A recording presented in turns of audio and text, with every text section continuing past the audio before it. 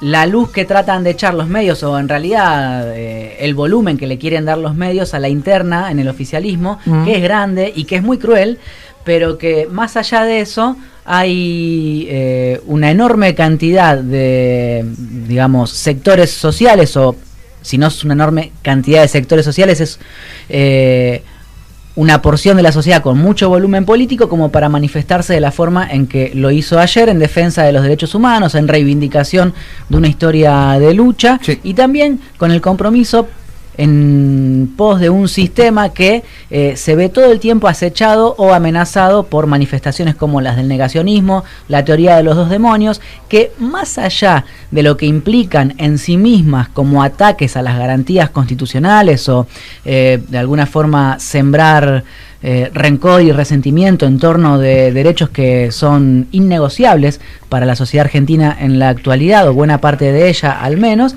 más allá de eso, lo que revelan es que el huevo de la serpiente el huevo de la serpiente, sí, ojo con el huevo, el huevo de la serpiente de estos sectores que denostan la democracia o los derechos humanos, lo que pretende es volver al neoliberalismo más cruel, más crudo, sin ningún tipo de miramientos. O sea, no es que las acechanzas duelan solamente porque nieguen los crímenes cometidos en el pasado, claro, sino que lo que preocupa o lo que debiera alertarnos a todos es sobre todo la necesidad que tienen los grupos económicos de volver a suspender cualquier tipo de garantía constitucional de derechos y de conquistas laborales o de otra índole para avanzar en la maximización de su rentabilidad sin que haya ningún tipo de contención institucional que frene esos avances o esas apetencias de rentabilidad y de ganancias del capital. Básicamente es eso. En ese contexto a mí me parece importante destacar, antes de compartir algunos audios y de problematizar lo que hacen los medios, me parece importante que recordemos un fragmentito de lo que dijo Néstor Kirchner en la ex-ESMA el 24 de marzo de 2004. Casi todos recuerdan siempre en los ámbitos militantes que Néstor Kirchner dijo esa tarde que no es el odio ni el rencor lo que nos guía, sino el hecho de que buscamos justicia y terminar con la impunidad. Ese fue el nudo de su concepto. Pero antes y después de eso, en algunos pasajes, creo que fue un discurso que duró alrededor de 7 minutos, lo pueden buscar en YouTube, aquellos oyentes que quieran ampliar en esto.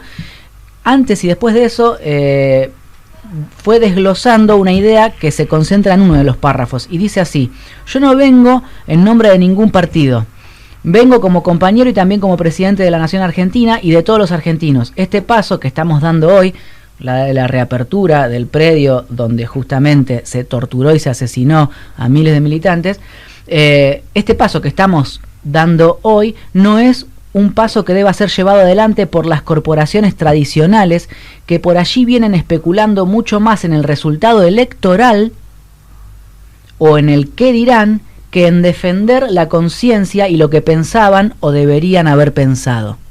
¿A dónde creen que apuntó Néstor Kirchner? No entendí tanto. Yo tampoco. No, yo tampoco.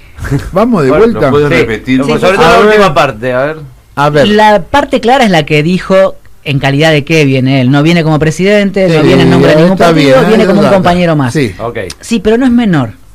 ¿Sí? Porque si va como presidente, lo asocian rápidamente, como quiere la derecha, o como quieren algunos sectores de la política, el radicalismo, por ejemplo, a una especie de interés partidocrático. ¿Sí? Néstor Kirchner se corrió de eso. No, yo no vengo como presidente, y yo te conté estos días que Máximo Kirchner también lo ha dicho públicamente: la historia por la reivindicación de los derechos humanos no empezó en 2003, ¿sí? Empezó mucho antes, digamos. Está claro. Pero no está de más recordarlo, porque si no da la sensación que el kirchnerismo se arroga un derecho que no pretende arrogarse tampoco. Sí, de eso también lo acusaron. Y de hecho ayer lo han acusado de eso también. Bueno, entonces lo aclaro, ¿no? La segunda parte, que es la parte más difícil de comprender, porque pasaron muchos años y uno a veces se olvida de las cosas que se discutían hace 15 años atrás, o en este caso estamos hablando de ya 18 años atrás. Sí, yo era muy chiquito. Claro, vos eras muy chiquito, era obvio. Lo que dice textualmente es: este paso que estamos dando hoy no es un paso que deba ser llevado adelante por las corporaciones tradicionales que por allí vienen especulando mucho más en el resultado electoral o en el qué dirán que en defender la conciencia y lo que pensaban o deberían haber pensado. Es un mensaje directo al sistema político. Ajá. Y a los actores que intervienen en la política, que a veces no son necesariamente partidos políticos, tal vez son, podrían llegar a ser organismos de derechos humanos. No era igual con los organismos con quien Néstor Kirchner se estaba peleando, pero sí con sectores de la izquierda o sectores del radicalismo. Estaba problematizando porque justamente ellos sí se arrogaban la legitimidad en la representación de las luchas por el esclarecimiento de los crímenes de lesa humanidad, y también tenían a su favor algunas circunstancias del pasado, como por ejemplo el hecho de que fue un presidente del Partido Justicialista, como Carlos Menem, quien indultó a los milicos. Claro. Digo, tenían razones también para tirarle tierra al peronismo. Bueno, Néstor Kirchner se corre de eso para reivindicar la lucha de la sociedad en aras del esclarecimiento de los crímenes de lesa humanidad, y pone en el centro a las madres y abuelas de Plaza de Mayo y a los organismos en general, y con eso empieza a acumular, ¿no? Sí, te puedo meter una comita con eso, digamos, también con respecto al rol del peronismo durante esos años, porque también tenía que ver con el discurso de López Murphy. Lo escuché a Leuco también decir cosas similares, que el peronismo no presentó un solo habeas corpus. Lo que pasa es que los peronistas que podían hacer eso estaban desapareciendo también, ¿no? Obviamente. O sea, la mayoría, los radicales no. Pero lo que pasa es que también es una cuenta. Entonces podían presentar habeas corpus. Lo que pasa es que también es una cuenta injusta y hasta puede ser impugnada, porque no podés ponerte a contar la filiación ideológica o partidaria de los desaparecidos, ¿viste? No. O sea, tampoco ¿Por qué es justo eso. Porque eso también da cuenta de qué había detrás de esas desapariciones, me parece. Sí, pero también hubo desaparecidos radicales o militantes de izquierda desaparecidos. Es cierto que como el peronismo es el movimiento mayoritario en la sociedad argentina, obviamente, voy a decirlo crudamente, pone más muertos en la lucha social. Es como una cuestión matemática, casi les diría, proporcional. O sea, la representación o la ascendencia social que tiene el peronismo hace que ponga más militantes y más cuerpos en holocausto, ¿sí? Sí. Entonces es un problema que tiene que ver con la dimensión social con la que ancla un proyecto político en Argentina. Pero me parece injusto a veces esto de responder con la cuenta de cuántos pone cada uno. No,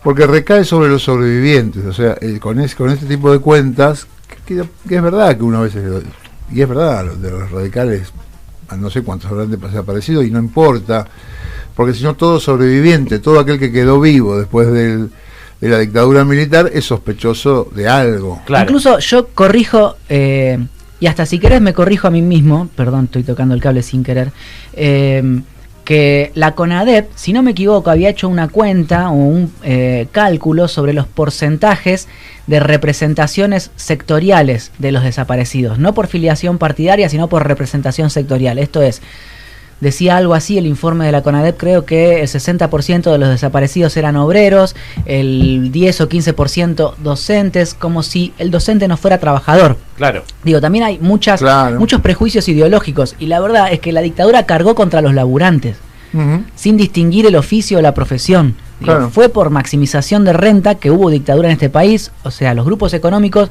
así como en el 1878-79 financiaron la campaña de Roca contra los indios, poniéndoles guita y armas al ejército de Roca para expandir la frontera agropecuaria.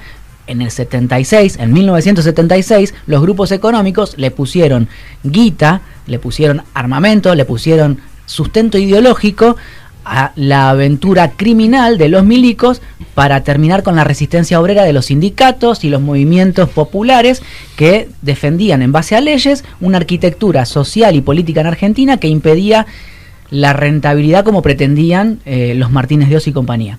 Sí. Entonces, corriendo esto de lado, también, vamos a ver. Perdón, sí. Vale la pena aclarar que también había, porque detrás del golpe militar estuvo el gobierno de los Estados Unidos. Sí. En un contexto en el cual aparecían movimientos de guerrillas de izquierda, de movimientos emancipatorios armados en todo el continente. Sí.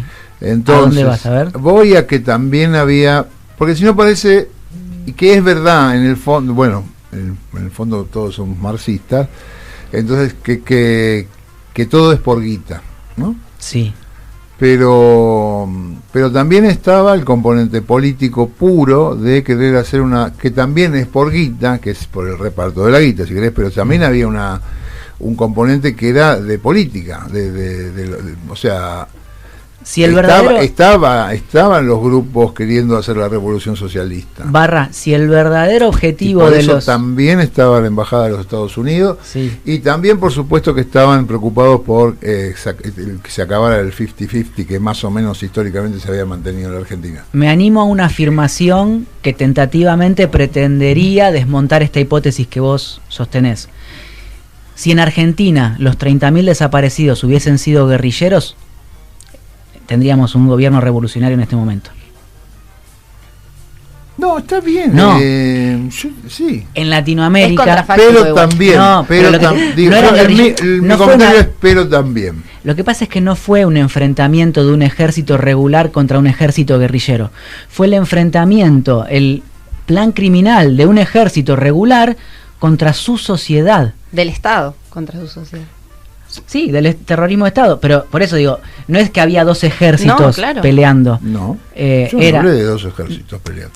pero la hipótesis norteamericana de que hay que terminar con las guerrillas de izquierda o cualquier experiencia popular armada en el continente abona a la posibilidad de que hubiese condiciones creadas como para que tomaran el poder esas organizaciones guerrilleras. Y lo cierto es que en Argentina, cuando se hace el operativo Independencia en diciembre del 75, la guerrilla estaba casi desarticulada.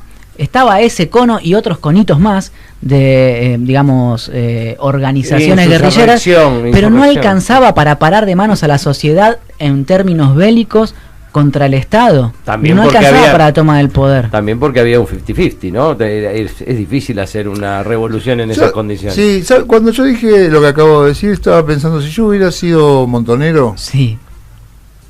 no me gustaría escuchar que por toda explicación era la cuestión de la renta. ¿Se entiende? Sí. Sí. Además, Porque yo ahí estoy dibujado.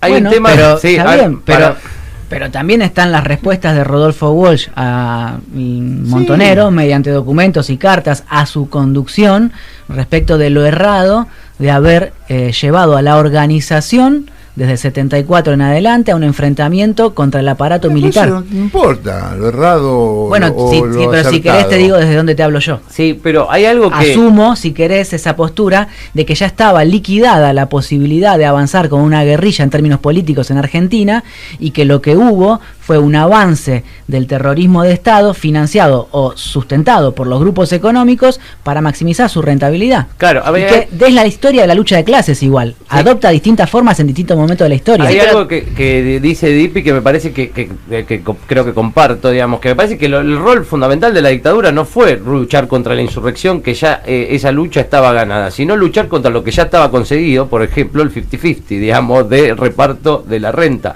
Digamos, me parece que es eso, digamos, fue contra los sindicatos, contra los trabajadores, no fue contra los guerrilleros que querían instalar una patria socialista. No, pero sí contra la idea de soberanía, de... Bueno, sí, eso es, si querés, el aniquilamiento Pero eso era una de las cultural, principales. sí. Lo principal es la guita para estos tipos. Lo principal es la guita. Y creo, bueno, sostengo de última, igual abramos el debate y que Sí. los oyentes opinen, Digo, está todo bien. digo, para mí era más, la principal lucha de la dictadura fue contra lo que ya pasaba, no contra lo que podía pasar. Claro. Es eso, digamos, es la sindicalización, el reparto de ingresos, no contra la posibilidad De una revolución. de una revolución. Sí, yo creo eso. Ahora, no me quiero No. quiero A mí me Pasa parece que sí, Mili. No, que ahí se pone en juego, me parece, como una forma de ver el mundo, una forma de construcción ideológica, que era la que se quería cortar, ¿no? Como todas las ideas revolucionarias, Ujú. el comunismo también, bueno, justamente no aquí, pero como todo lo que venía arrastrándose de las izquierdas o también de los montoneros, como otras formas de ver el mundo, de organización, de lucha, donde los trabajadores tenían un rol principal. donde el debate era parte y no había un autoritarismo, y creo que eso sí estaba vigente y sí se puso en juego a la hora del golpe de Estado, y sí que las órdenes de Estados Unidos tenían también que ver con aplacar todo eso que tiene que ver con el pueblo organizado. ¿Sabés quiénes fueron las principales empresas beneficiadas con el golpe militar? Las multis. Las empresas, digo, no sé, los Bunge y Bor, todos los empresarios argentinos de la clase dominante, lo más granado del empresariado, y las multis, que habían ingresado al país después del derrocamiento de Perón. Ya habían igual, por ejemplo, la ESO ya había entrado durante el peronismo, creo, pero el avance fuerte de las multinacionales en Argentina se empieza a dar después del derrocamiento de Perón con la Libertadora, y ni hablar con el Onganiato. Esas empresas que entraron en esa época, en esos 18 años de proscripción peronista, se vieron ultra beneficiadas por la dictadura. O sea, el plan económico de la dictadura era el plan económico de ellas. Por eso digo yo que lo que les importaba era la guita. Por supuesto que hay componentes ideológicos, culturales, de terminar con cualquier posibilidad de un pensamiento distinto o alternativo. Yo no digo que no sea, digo, claro. Lo que yo planteo, no digo que no haya componente político ahí, es el principal igual, digamos, como desarmar toda esa idea que había, pero bueno, no eso. Yo lo que quería traerles era bueno, entonces a partir, habiendo hecho, si querés, este fue el corpus teórico. Este fue nuestro humilde corpus. No, hagamos debate. No, quería compartir el hecho de que aparecen en los medios las declaraciones de los distintos actores del gobierno del Frente de Todos, y eso suscita un montón de preocupación, muchísima, en el marco o en el contexto que estamos viviendo, donde hay fragilidad en el gobierno, pero que al mismo tiempo uno podría empezar a tomar que como positiva la manifestación de ayer, es decir, sin que hubiese sido una manifestación de apoyo al gobierno del Frente de Todos, hubo gente en la calle que tiene claro que no quiere. Ajá. Y eso no es menor en este contexto.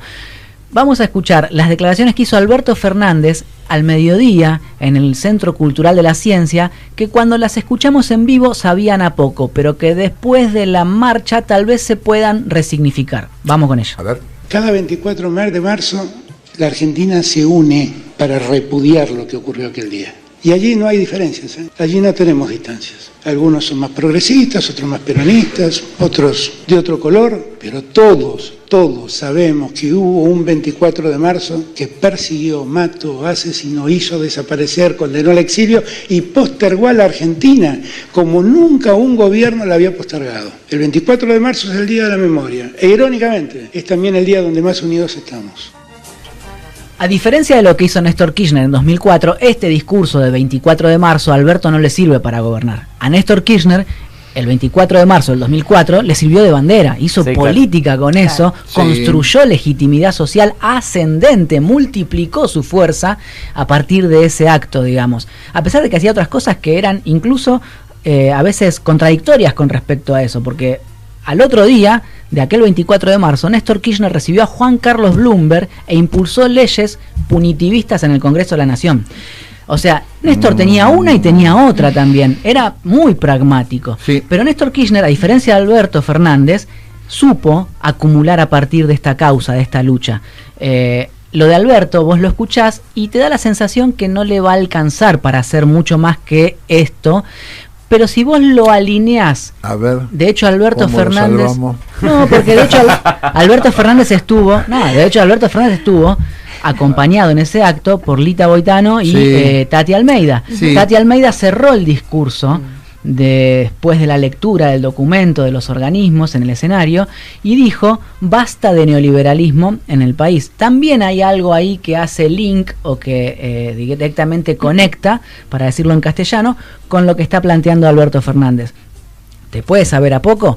Bueno, es una base. A mí me pareció, bueno, lo que vos decís, o sea, así como un político como Néstor, lo que hizo fue capitalizar un nudo político el gran nudo político de las últimas décadas de este país, que es la dictadura del 76.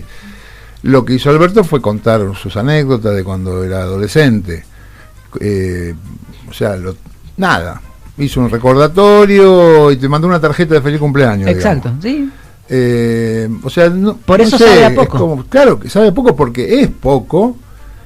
Y porque en lugar de tomarlo como un punto de partida hacia de alguna cosa, lo cierra como un, bueno, buenas tardes, que tengan buen día. Es una efeméride. Ahora vamos a escuchar las palabras de Guado de Pedro, ministro del Interior, y me decís a qué te saben. Bien, hoy es el Día de la Memoria y por supuesto, frente de todo, tiene discusiones como tienen todas las fuerzas políticas. Yo pido que no dramaticemos, que no exageremos también las discusiones propias de las fuerzas políticas. Gracias. Bueno, lo abordaron los periodistas en el camino de la manifestación. ¡Vas a renunciar, Guado!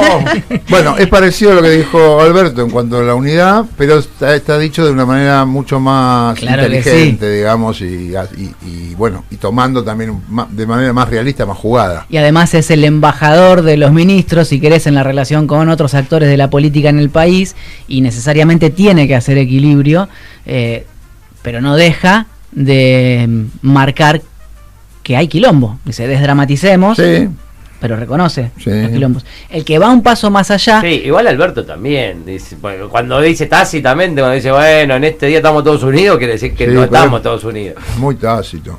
Bueno. No, pero bueno, ahora vamos a avanzar después un paso más. Vamos a escuchar ahora las declaraciones de Andrés Larroque, ministro bonaerense, sobre la unidad.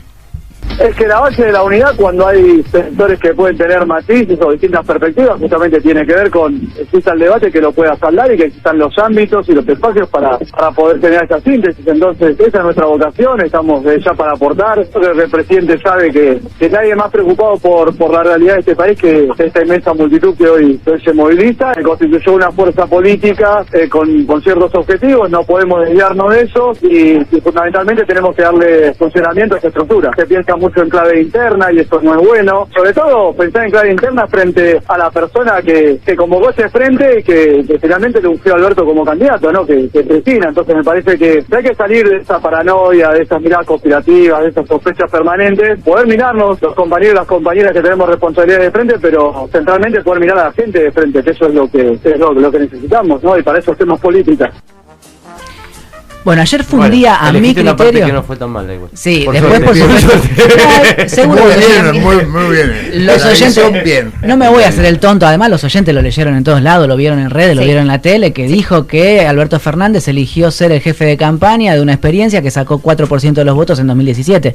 Digo, es una chicana típica de la política, pero yo me quedo con esta parte más ecuménica, sin dejar de problematizar el tema de las internas. Hay una interna, hay diferencias, hay tensión, pero dice, bueno, fijémonos cómo hacemos. No. Habló de síntesis, se le coló la palabra síntesis. Bueno, empiezan a colarse palabras. Bien. Hace 3 días que yo te vengo contando que me da la sensación que el kirchnerismo o el cristinismo empieza a sentirse un cachito más cómodo dentro de la coalición para decir este tipo de cosas. O sea, te la pudre, pero al mismo tiempo no la rompe.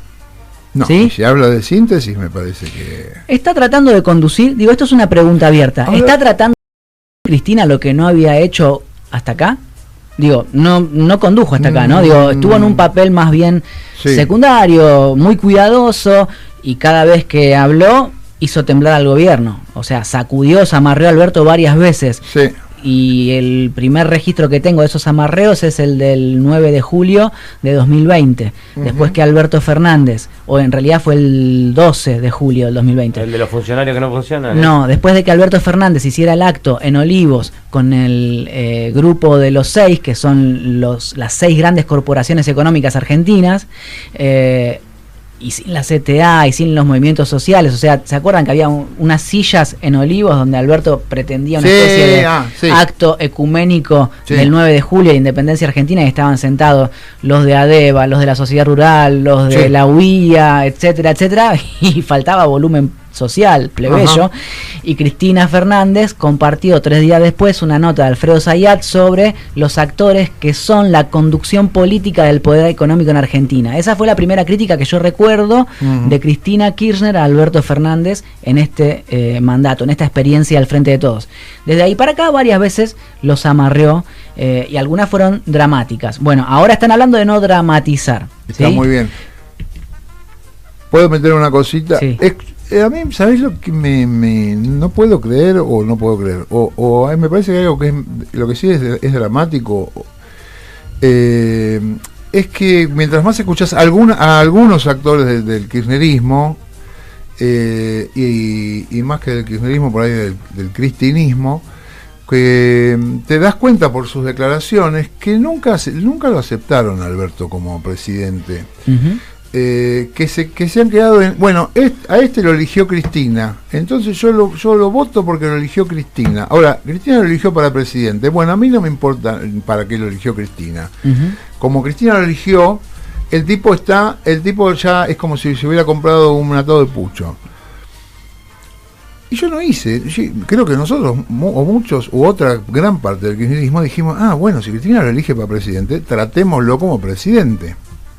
Pero hay algunos cristinistas que nunca lo trataron ni se lo bancaron como presidente. No, creo que también habla de una experiencia inédita, ¿no? Sí, pero también me parece que es no cumplir con la consigna, digamos. La consigna de va de presidente, yo voy de vice. Bueno, entonces es presidente. Es que tal vez la militancia y la dirigencia estén atravesando un contexto o una experiencia inédita, que es esta de tener una fórmula de gobierno donde la legitimidad mayor o el volumen político más grande está del lado de la vicepresidencia, y el presidente estuvo con una especie de pecado original todo el tiempo, no pudo salir de ese pecado original, nadie se lo quiso perdonar, ¿no? Nadie se lo quiso perdonar, él tampoco ayudó a construir otra forma de enfrentar y asumir ese pecado original, diciendo, bueno, sí, a mí me eligió Cristina, es verdad, bueno, pasó esto. Para cerrar voy a compartir, ustedes se preocupan... Bueno, chiquito, y cerramos, dale. No, pero... No, está bien, cerralo. No, ¿cuándo fue porque yo no recuerdo bien la fecha, ¿cuándo fue que Cristina dijo algo como lo de que ella no se había podido ocupar tanto por lo de la hija, digamos? También hubo... Eso fue antes de antes de que asumiera como vicepresidenta, antes de que se postulara ella la fórmula. Ella viajó a Cuba en 2019. Sí, pero después dijo... Bueno, no importa. O sea, no, ya está. Florencia estuvo en Cuba por un tratamiento de salud. Bueno, era corto esto. Dale, no importa, ya está. Bueno, compartamos lo que dijo Axel Kicillof en la movilización. ¿No querés que lo compartamos después, Teo? Lo que dijo Axel. No, vamos ahora. Bueno, vamos ahora. Perfecto. Estamos hoy acá en este 24 para empujar la frontera de lo que nos dicen que se puede, ir más allá, y hoy que estamos en otra crisis por una guerra en Europa, hay que pensar en los nuestros, hay que pensar para qué llegamos al gobierno en el 19, y no es ni para permanecer, ni para seguir, ni para no molestar, es para darle de comer a la gente, es para darle trabajo a la gente, es para reactivar nuestras industrias, poner en marcha la producción y buscar la justicia social. Al que no le interesa pelearse con nadie, que sepa que no lo necesitamos, hay que dar todas las peleas. ¿Y a vos te preocupaban las del Cuervo La Roca? La verdad, me había olvidado de esto que había dicho. Bueno, por eso, ahora el kirchnerismo, la cámpora, el cristinismo empieza a verbalizar con otra vehemencia un montón de cosas que tal vez en otro contexto no hacía. Cierro nada más diciendo que hoy consultaba tanto a fuentes de la Casa Rosada como fuentes de la gobernación bonaerense. En la Casa Rosada decían, y yo suscribo lo que dijo Axel. Axel es gobernador de la provincia, ¿eh? Sí, claro. No está fuera de nada. No. Y desde la gobernación o desde el gabinete de Axel Kicillof me respondían que hay que tener cuidado con lo que se dice. Al revés. No, pero se lo decían a su propio gobernador también, Digo, hay que tener cuidado. Cerca de Axel dijeron, che, se fue el carajo, y en la Casa Rosada dijeron, estuvo bien. Como si hiciera falta, me decían, mirá que yo no soy albertista, pero hay que tener cuidado.